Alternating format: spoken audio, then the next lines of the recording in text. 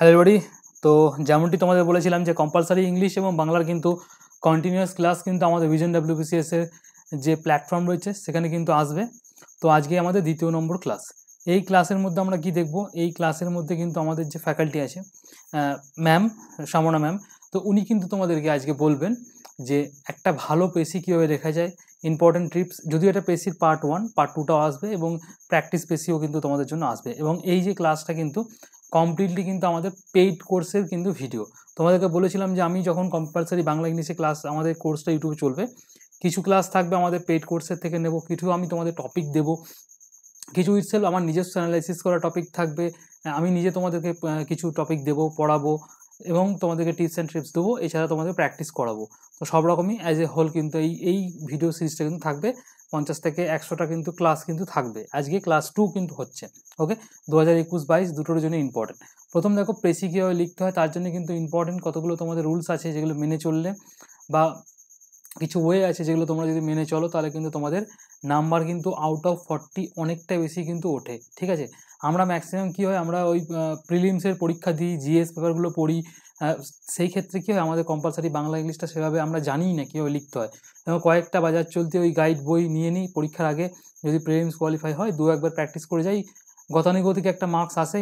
এমসিকিউতে দেখা যাবে 400 450 আমি পেয়ে যাচ্ছি, কিন্তু ওই কম্পালসারি বাংলা ইংলিশে দেখা গেল কি অন অ্যান অ্যাভারেজ তুমি 100 পাচ্ছ না দুটোর মধ্যে।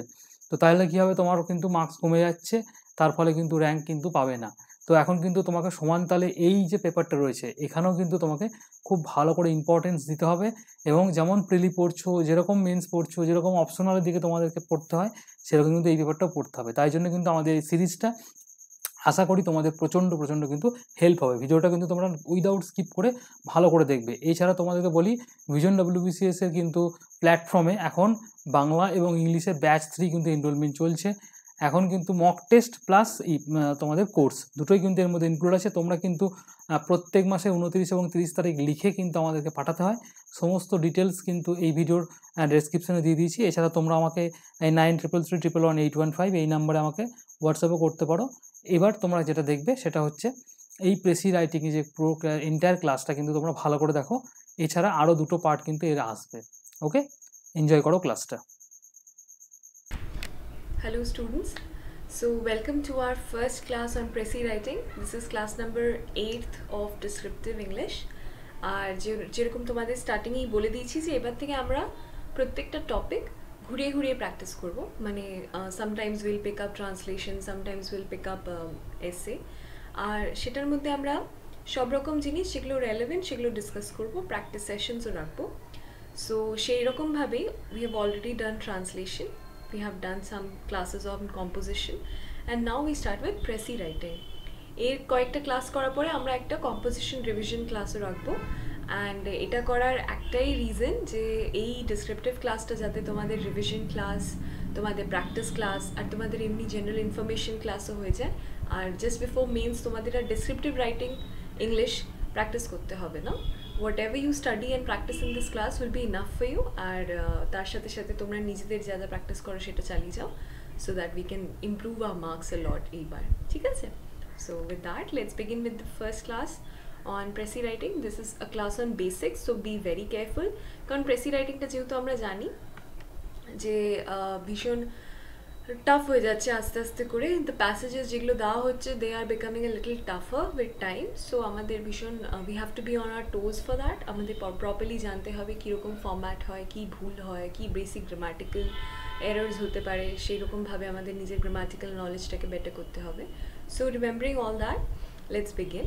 So today we discuss the ফর্ম্যাটটা কেন দরকার, তার কারণ হলো যে both translation and precis writing are very brief exercises, you understand. মানে কম্পোজিশন হোক, লেটার রাইটিং হোক কিংবা রিপোর্ট হোক, এগুলোর মধ্যে there is a lot of space, কি তোমরা অনেক কিছু লিখতে পারো নিজের ফর্ম্যাট ছাড়াও। তার মধ্যে ফর্ম্যাটের জন্য মার্কস থাকে, but apart from format also a lot of technique, innovation, thought process and all that is also shown in that. ঠিক আছে, যে চেক করছে সে সবার কপিতে কিছু কিছু ডিফারেন্ট দেখতে পায় অ্যান্ড অ্যাকর্ডিংলি মার্কস দেয়।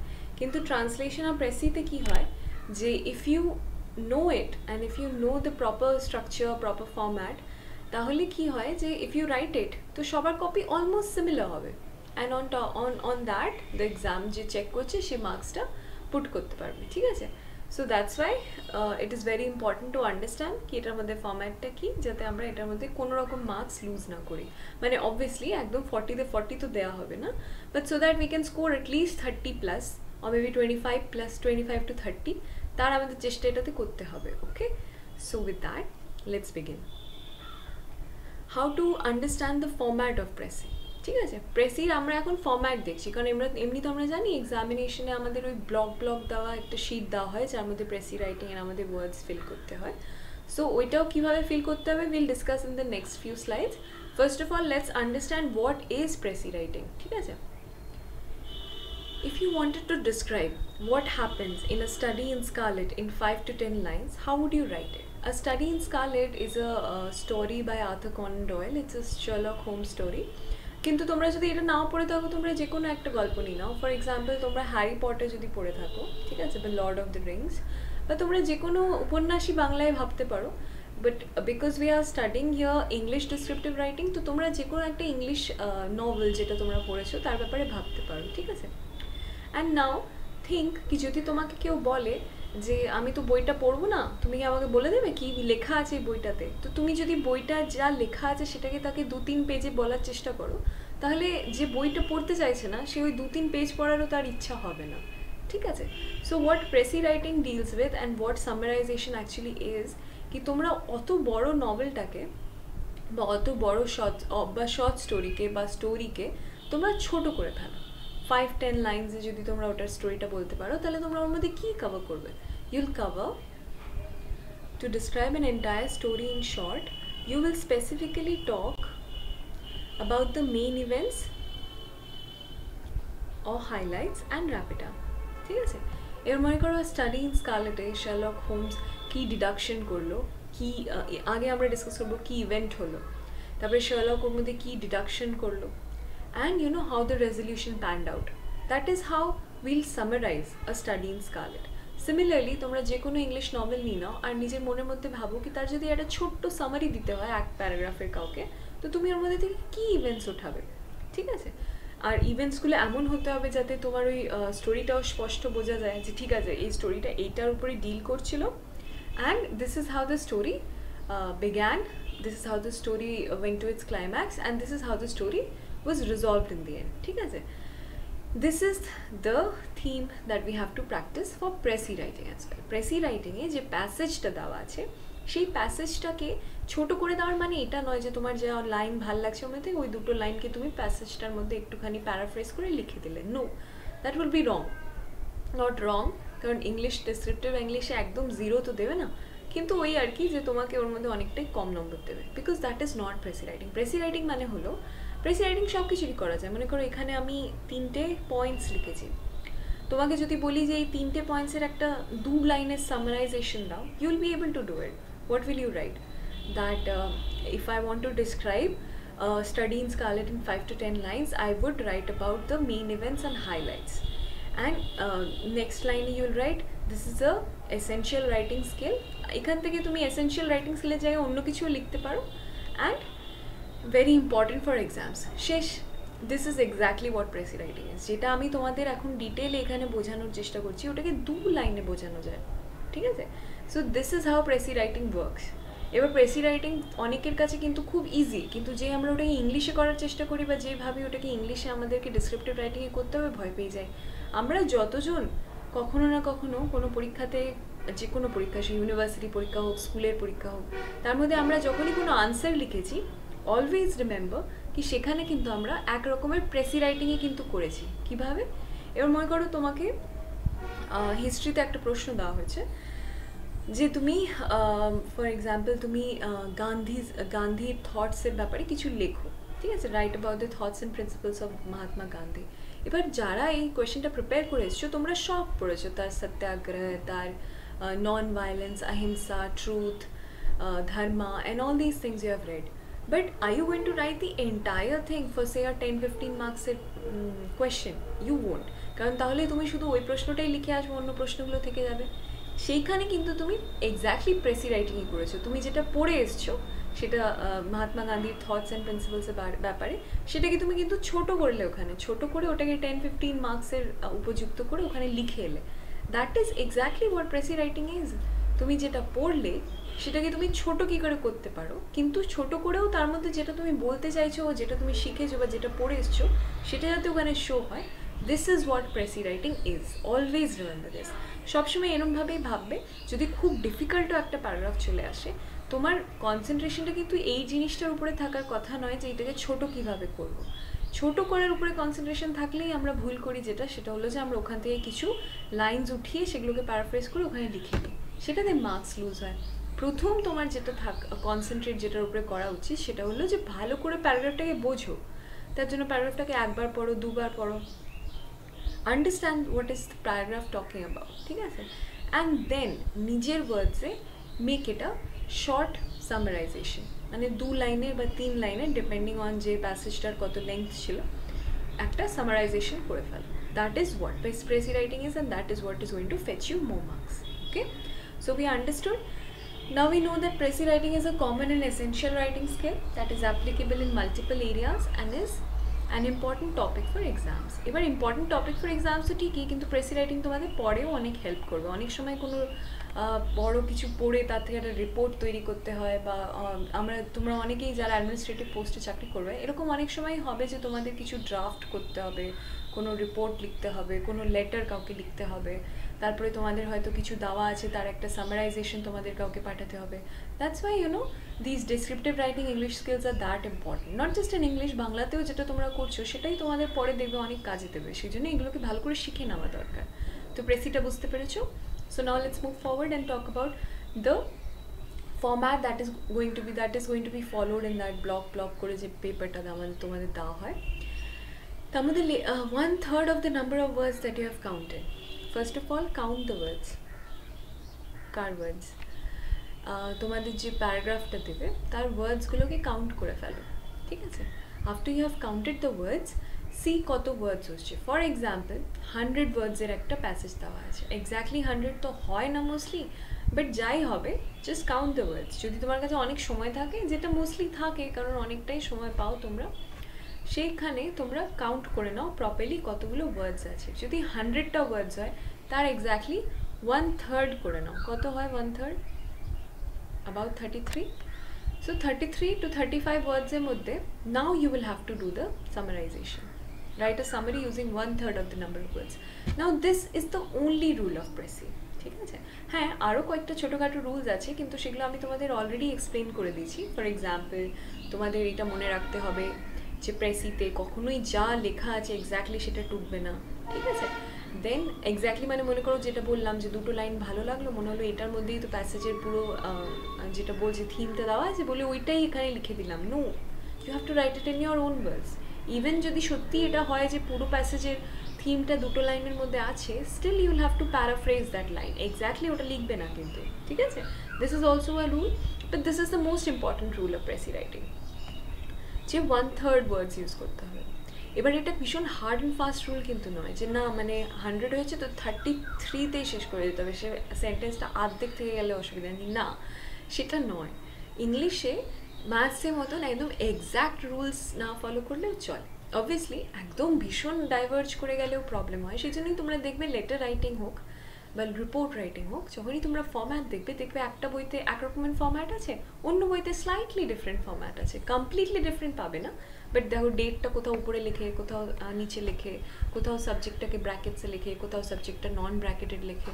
তো all this are difference, little differences in rules that are here and there in English. কিন্তু ফর্ম্যাটে এইখানেও কিন্তু সেমই 1/3 is something that is conventionally used. ওটা দেখায় যে তুমি প্রপারলি প্রেসি রাইটিংয়ের ব্যাপারে জেনে এসছো। তাই বলে যদি 100টা ওয়ার্ডস হয় তাহলে কি 33টাই ওয়ার্ডস থাকতে হবে? No, that's not necessary. You can do +5 -5, that is okay. 33 থেকে 38 হতে পারে, 37 হতে পারে, কিন্তু যেই 40+ হতে শুরু করবে, remember that your marks will start decreasing, ঠিক আছে? সো অলওয়েজ রিমেম্বার দিস কি 1/3 মানে অ্যাটলিস্ট যা লেখা আছে তার তুমি 1/3 করে দিচ্ছ ওটাকে, that is acceptable, okay? But this is not a rigid number. Again যেটা তোমাদের বললাম যে 5 ওয়ার্ডসে বেশি, 5টা ওয়ার্ডে বেশি এক্সিড না করাই ভালো। মানে মনে করো খুব ডেন্স একটা প্যাসেজ এসছে, যেরকম এইবার আই থিঙ্ক ওরিয়েন্টালিজম নিয়ে একটা প্যাসেজ এসেছিল। ওরিয়েন্টালিজম নিয়ে যখন প্যাসেজ এলো তখন তার মধ্যে obviously it is not easy to make it into a short passage. সেখানে হতে পারে তোমার 3 থেকে 4-5 ওয়ার্ড এক্সিড করে গেল, ইটস ওকে। যদি তোমার মনে হচ্ছে যে ওই 5টা ওয়ার্ড ভীষণ দরকার, না থাকলে ভালো, যদি না লেখো তাহলে ভালো। যদি লিখতেই হয় যে ঠিক আছে আমার সেন্টেন্সটাই কমপ্লিট হচ্ছে না, আমার প্যাসেজটার মিনিংই তৈরি হচ্ছে না, তাহলে লেখো। অত ভয় পেও না যে 33 থেকে 5 নম্বর বেশি হচ্ছে বলে কেটে দেবে, না। 5 নম্বর ঠিক আছে, 5টা ওয়ার্ড ঠিক আছে, 5টে ওয়ার্ডে বেশি যেই 40+ হতে শুরু করলো সঙ্গে সঙ্গে তুমি কম করতে শুরু করো। সেই জন্যই কখনোই প্যাসেজটা পড়ে সঙ্গে সঙ্গে প্রেসি করা কিন্তু ওই শিটে শুরু করবে না। সবসময় তোমার যে রাফ শিটগুলো দেওয়া থাকে তার মধ্যে একটা প্রপারলি একটা প্যাসেজ লিখবে, দেখবে ওর মধ্যে থেকে কি তুমি কিছু একটা রিপিট করছো, তাহলে সেটাকে সরাবে। তারপরে যখন প্রপারলি তোমার ওই 33 to 35 ওয়ার্ডসের মধ্যে একটা প্যাসেজ এর সামারাইজেশন তৈরি হয়ে গেছে, then start writing it in that sheet. Okay, this way you will save a lot of time, you will save a lot of anxiety যেটা হয়ে যায় অনেক সময় কিছু ভুল লিখে দিলে ওর মধ্যে। and write a clear heading only in the designated space। এবার কি হয়, অনেক সময় আমরা তাড়াহুড়োতে উপরে যে একটা ছোট্ট স্পেস দেওয়া থাকে টাইটেল বা হেডিং এর জন্য, সেটাকে ভুলে যাই। সেটা করলে আমাদের খুব ইজিলি কিন্তু অনেক মার্কস ডিডাক্ট হয়ে যায়, কারণ হেডিং এর জন্য প্রপারলি স্পেস দেওয়া থাকে, মার্কস রাখা থাকে। কারণ যে কোনো প্যাসেজ পড়ে তার মিনিংটা বুঝে তার একটা হেডলাইন বা তার একটা কী বলে ওটাকে টাইটেল দেওয়াটা কিন্তু একটা স্কিল। অনেকে কি করে দেখবে তোমরা যে টাইটেলটাকেও একটা পুরো সেন্টেন্স বানিয়ে দেয়, সেই রকমভাবে ওটা ভুল হয়ে যায়। টাইটেল হলে সেটা প্রপারলি একটা ফুল সেন্টেন্স না দিয়ে কিছু ওয়ার্ডস দিয়ে একটা ফ্রেজ বানানো better. So this is also a skill. সেই জন্য this is the format of the precis. First of all, count the words, then count 1/3 of the words, then first write it in a rough sheet properly, পুরো প্রেসিটাকে লিখে আস্তে আস্তে ওয়ার্ডসগুলোকে কম করতে থাকো, then put it into that block করে যে শিটটা দেওয়া থাকে, okay, precis sheet. and then remember to give a clear phrase of heading, ঠিক আছে? So this is the format, we have completed the format. Now there are some points to remember, ঠিক আছে? These are some extra value addition points to remember. আচ্ছা, সামারাইজটা কেন আমি বারবার লিখি, কারণ সামারাইজেশন আর কোটেশনের মধ্যে ডিফারেন্স হয়। যেরকম মনে করো যেটা তোমাদের বললাম যে তোমাদের মনে হলো একটা দুটো লাইনের মধ্যে মেইন যে থিমটা আছে প্যাসেজে সেটা লেখা আছে, আর তোমরা সেই লাইনগুলোকেই লিখে দিলে অ্যাজ ইট ইজ, তাহলে মার্কস কাটে যাবে। বা মনে করো তোমরা ওই লাইনগুলোকেই প্যারাফ্রেজ করেই শুধু লিখে দিলে, তাও অনেক সময় খুব ভালো মার্কস তো পাওয়া যাবে না। So summarization is the best way to go. তোমার অ্যাকর্ডিং যেটা মনে হচ্ছে তোমার যে প্যাসেজটা, what the passage is talking about, ওটাকে আগে বোঝো, কারণ প্রেসিতে বোঝাটাই হলো সব থেকে ইম্পর্টেন্ট। বোঝো ওটাকে, তারপরে ওটাকে নিজের ওয়ার্ডসে 2-3 লাইনে লিখে ফেলো। That is the best kind of precis that you can write. Okay, then avoid quoting unless originally quoted. Excuse me, মনে করো একটা প্যাসেজ দেওয়া আছে, তার মধ্যে কোনো একটা পার্সোনালিটি যেরকম জওয়াহরলাল নেহরুর কোনো কোট দেওয়া আছে, ঠিক আছে, বা একটা এমনি জেনারেল কোট দেওয়া আছে যে cleanliness is next to godliness. এবার তুমি যখন প্রেসি করছো সেখানে cleanliness to is close to গডলিনেসটাকে যদি তুমি প্যারাফ্রেজ করতে চাও তাহলে বেড়ে যাবে ওয়ার্ডস, তো তার দরকার নেই। এইটা আন্ডারস্টুড যে এটা কোটেশন, কীভাবে বুঝবে এটা quotation, it will be within quotation marks. Okay, ওইটাকে তুমি অরিজিনালি যদি ওইখানে ইউজ করতে চাও তুমি লিখতে পারো, ঠিক আছে। কিন্তু যদি না ইউজ করো তাও ঠিক আছে, যদি তোমার মনে হয় কি ওই কোটেশনটা না দিয়েও সামারাইজেশন করা যাচ্ছে তাও ঠিক আছে। কিন্তু যদি কোনো কোটেশন আগের থেকে না দেওয়া থাকে তাহলে প্রপারলি একদম যা প্রেসিতে দেওয়া আছে সেখান থেকে উঠিয়ে কোনো লাইন্স বা ফ্রেজেস এখানে লেখাটা ঠিক নয়। Okay, carefully use the precis sheet. এটা কেন বলি বারবার করে, কারণ কি হয় অনেকে তাড়াহুড়ো করে প্রেসি শিটেই স্টার্ট করে প্রেসি লেখা, আর তারপরে ওর মধ্যে কেটে কুটে আবার লেখে আবার কাটে, মানে যেখানে মনে হচ্ছে এটা ঠিক নয় ওটাকে কেটে দেয়। সেটার জন্য মার্কস যে কেটে যাবে তার এরকম নয় যে তুমি কাটলে বলে তোমার মার্কস কেটে যাবে, তা হয় না। কিন্তু সেটা অবভিয়াসলি তুমি নিজেই ভেবে দেখো, তুমি যদি পেপারটা চেক করছো কারণ আর তোমার 2-3 জন পেপারটা তোমার কাছে সাবমিট করেছে, আর একজন ভীষণ পরিষ্কারভাবে প্রেসি রাইটিং করেছে, ওইখানে ইউজ করেছে প্রত্যেকটা ব্লককে, কোনো রকম হোয়াইটনার লাগায়নি, কোনো রকম পেন দিয়ে কাটেনি। আর একজন যার পেপারে প্রচুর কাটাকুটি আছে, এইখানে এই ব্লকটা কেটে দিয়েছে, এখানে এই ব্লকটা কেটে দিয়েছে, তখন কি হয় যে অবভিয়াসলি একটা ইয়ে হয় যে যে পরিষ্কার করে লিখেছে তাকে মার্কস বেশি দেওয়া হয়, ঠিক আছে? That's why use the precis sheet very carefully and do not forget the heading. This is a very silly mistake, যেটা করলে পরে খারাপ লাগবে, কারণ হেডিংয়ের জন্য মার্কস ধরা থাকে। So do not miss the heading. Okay, let's move forward. So after we have properly discussed কি প্রেসি রাইটিংয়ের কী ফরম্যাট হতে হবে, so this is a model question, and let's first read the passage very slowly. Psychology is the science of mind and behavior. Psychology includes the study of conscious and unconscious phenomena, as well as feelings and thought. It is an academic discipline of immense scope, crossing the boundaries between the natural and social sciences. Psychologists seek an understanding of the emergent properties of brains, linking the discipline to neuroscience. Psychology was of interest to Enlightenment thinkers in Europe. In Germany, Gottfried Wilhelm Leibniz applied his principles of calculus to the mind, arguing that mental activity took place on an indivisible continuum. He suggested that the difference between conscious and unconscious awareness is only a matter of degree. Christian Wolff identified psychology as its own science, writing Psychologia Empirica in 1732 and Psychologia Rationalis in 1734. So this is a model question. Let us once more revise ki amra er ager slides gulote ki ki dekhechilam. First of all, how to do a summarization. First we will read both these paragraphs properly. ঠিক আছে, প্রথমে first প্যারাগ্রাফটাকে পড়ে নাও, আর পড়ে দেখে নাও যে এর মধ্যে কি ইম্পর্টেন্ট লেখা আছে, what is something that you understand from it. কারণ এখানে তোমরা বুঝতে পারছো যেহেতু অনেক কিছু ইনফরমেশন দেওয়া আছে, সেই জন্য যদি তোমরা এটার মধ্যে ওয়ার্ডস বা লাইন্সটাকে প্রপারলি পিক আপ করার চেষ্টা করো, কি যা লেখা আছে সেটাকেই উঠিয়ে নেব, তাহলে যে প্রবলেমটা হবে সেটা হলো যে তোমরা ছোট করতে পারবে না প্যাসেজটাকে, ঠিক আছে? So read the first paragraph again, ঠিক আছে? You can pause the video and read it right now, বা তোমরা এই ক্লাসটা করার পরেও এটাকে একবার দেখতে পারো, and then try to understand যে প্যাসেজটায় কী বোঝানো হচ্ছে, কী কী ওয়ার্ডস ইউজ করা হচ্ছে, ঠিক আছে?